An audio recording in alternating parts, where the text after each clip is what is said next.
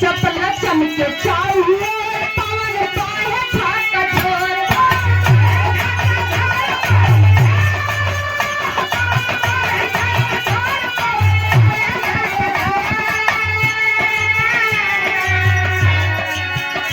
मोर तो है बिना जिया बेकरार पिया पड़ेला पुआर पिया।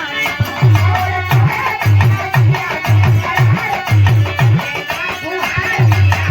मोर तो है बिना जिया बेकरार पिया पड़ेला पुआर पिया।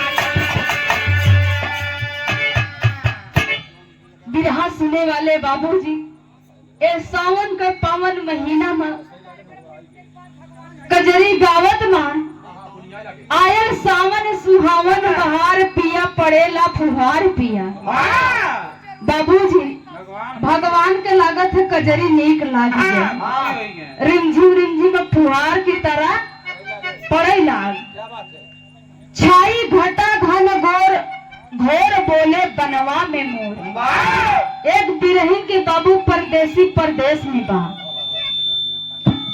परदेश में बा और यही सावन के महीना में सोचत बा कि हमार पिया घरे आ जाए तो ठीक बा। अगले अंतर में कहना है मास्टर साहब,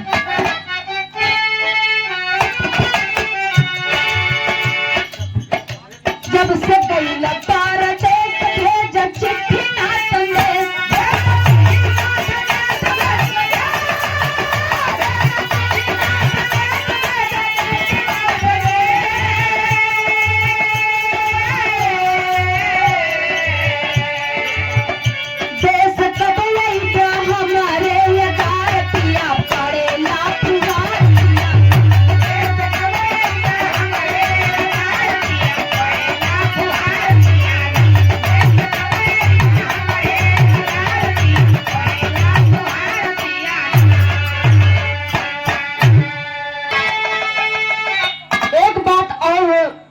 कहती है बाबू का